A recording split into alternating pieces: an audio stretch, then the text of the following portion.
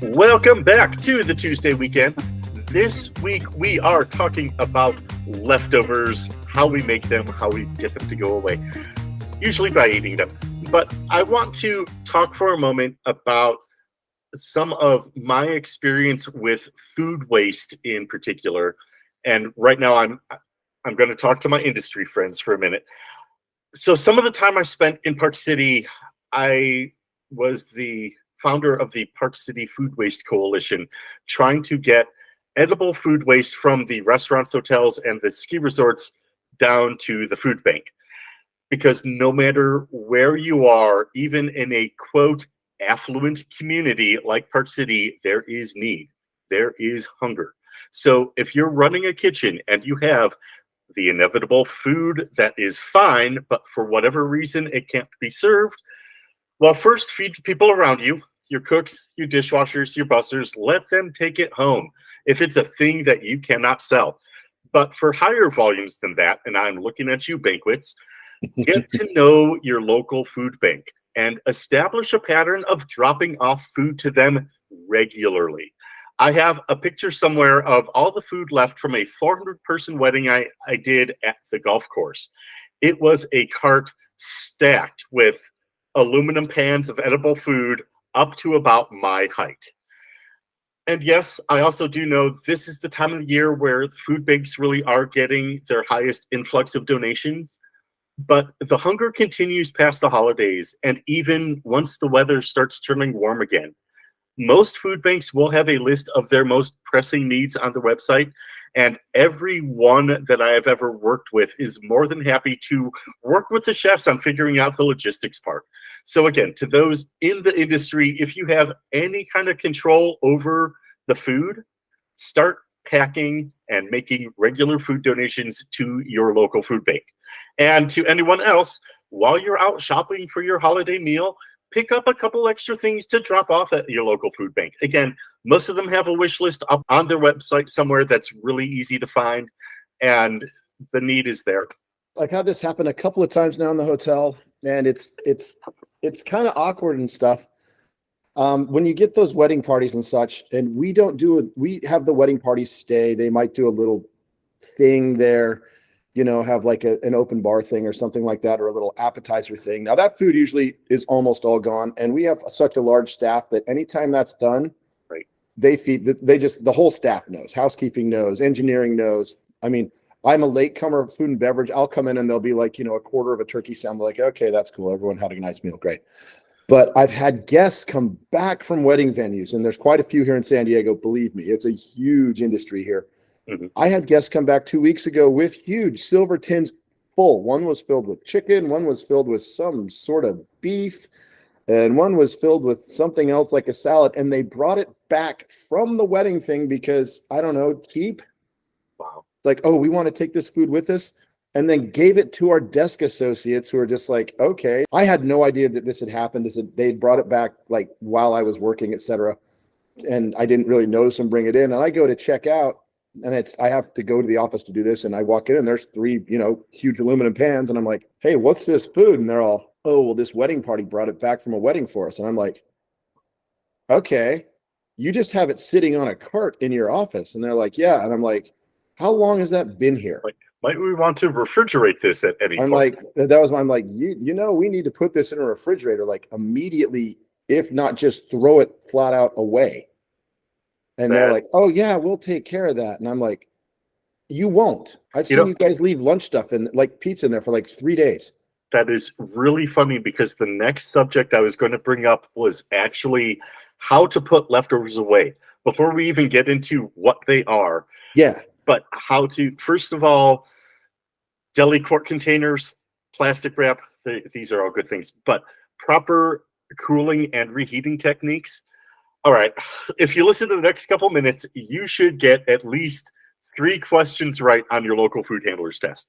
So let's start with the temperature danger zone for bacteria to grow on food. The range is from 40 to 140 degrees.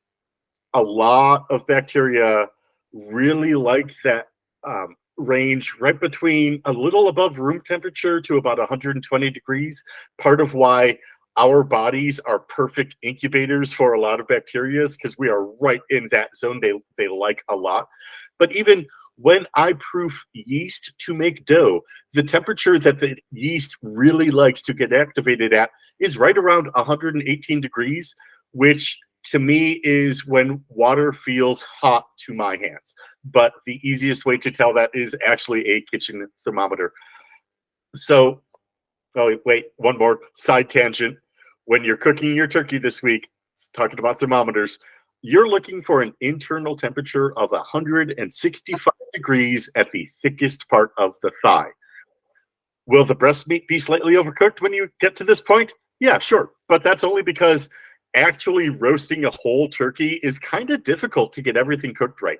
But my interest right now isn't on the quality of the execution. It's on making sure that you are not making you, your family, or your guests sick from the food. Instead, they could get sick from some of your vintage political views that they just do not make anymore.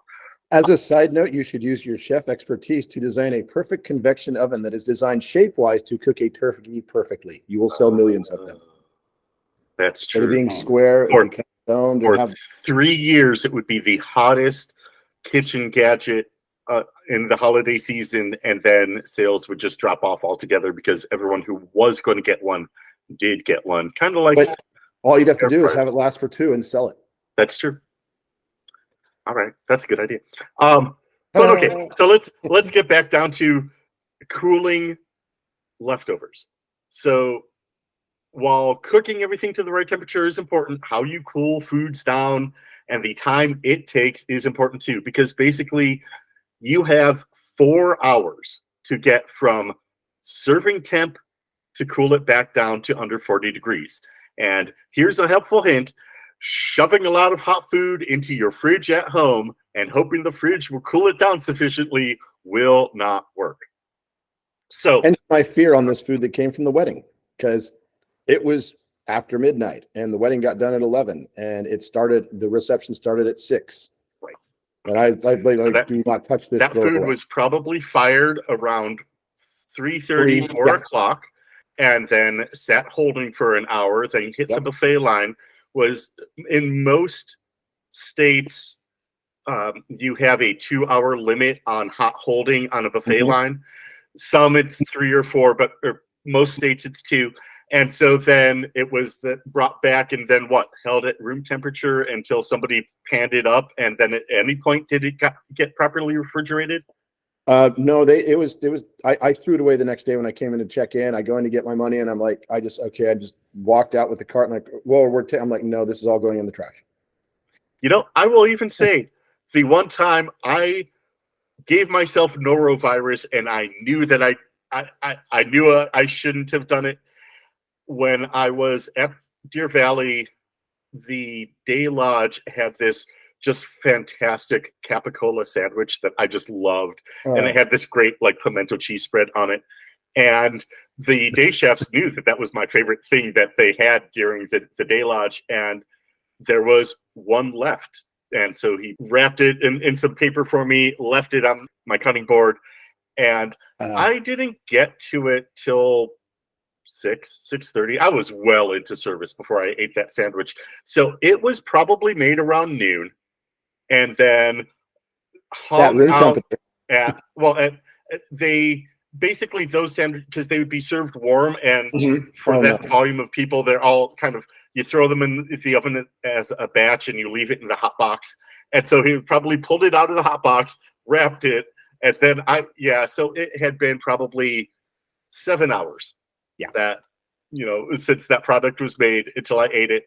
And almost exactly 24 hours later, because there's an incubation time for foodborne bacteria, but almost exactly 24 hours later, I was as sick as could be at work. And it was a terrible night because I happened to have the F&B director and her boss in the dining room that night. And I was green. I could not have gone out. It was bad. But so don't do that to yourself. I should have known better. Josh's personal story of the Simpsons episode, Homer and the Sandwich. He gets a 6-foot party hoagie and refuses to not eat the whole thing. Oh yeah. And it's like, weeks later, he's still, Homer, throw that away. No, Marge, it's fine. I like to be alone with the sandwich now. Right.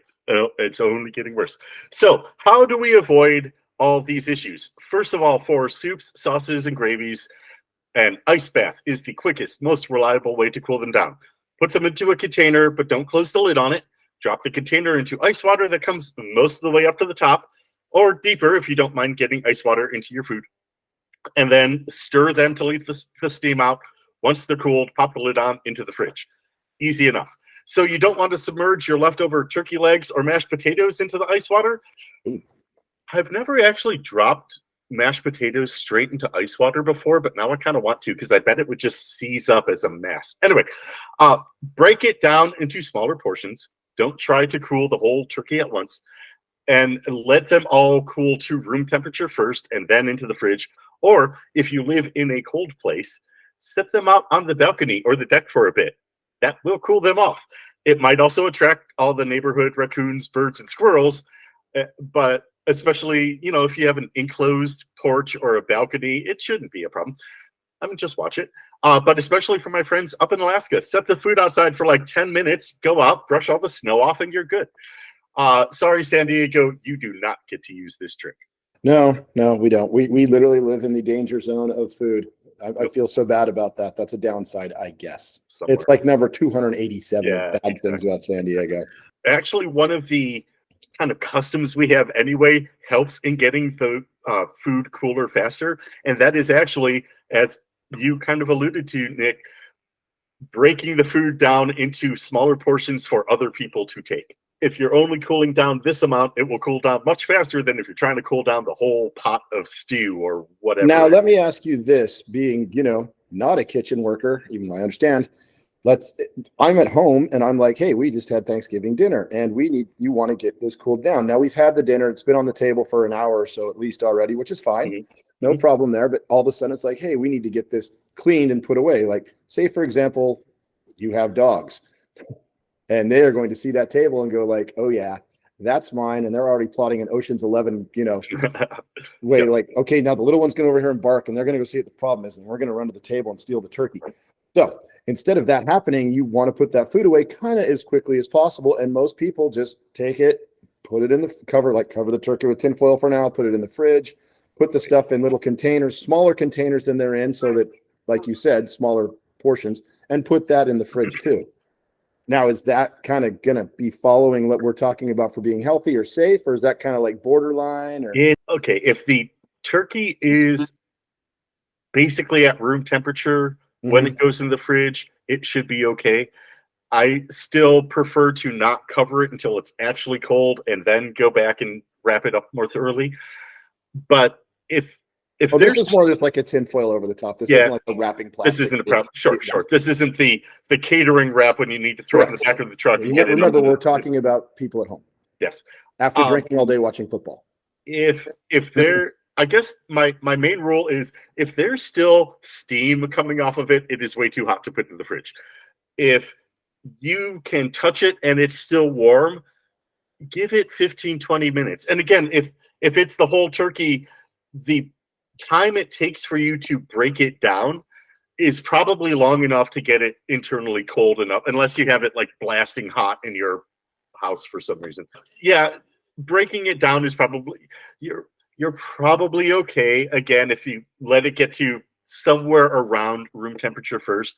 But really the problem is if you have a lot of, say, the casserole dishes, the big bowl of mashed potatoes that's still internally hot, guaranteeing you're going to poison your family with that? No, but you're playing dice with norovirus. So again, like I'm saying, when I say break down and put away, I mean take out of the dishes and stuff and put it in a container. Exactly. For storage, not just really, like grab the potatoes and throw them in the fridge. I mean, try not to put things into the fridge in the same thing you baked it in, I guess. Yeah. I mean, sometimes it's unavoidable. I mean, things like a pie. It's going to be in the pie. I'm not saying take the pie out of the pie pan. It's the pie. But take your sweet potato casserole out of the Corningware and put it in another container. And put it into a smaller container that, and again, don't put the lid on when you first put it into the fridge. Let Right. it get to the fridge temperature first and then close it. The air is not going to dry it out too much in the time that it takes. But the second thing that would happen if you do put all that food hot or too warm into the fridge is you are warming the internal temperature of your refrigerator. And then all the dairy in there will then, for however long it takes for the fridge to overcome it and get back itself down to temperature, your dairy is now sitting there for, I don't know, 3-4 hours at 70 degrees. You don't know that because it's in the fridge. You can't see that. You're not watching that process. Very few of us have internal temperature monitors in our home fridges like we do in industrial cooling warehouses or anything like that. So, just be careful with it. Break it down is my first thing. Let it cool on the counter if you can, and then put it in the fridge. Big dogs, they can reach everything. Yeah, no, my dad has Great Pyrenees, so I do know that problem. But okay, let's take another break here, and then we're going to get into what to do with your leftovers when you have them. So stay tuned.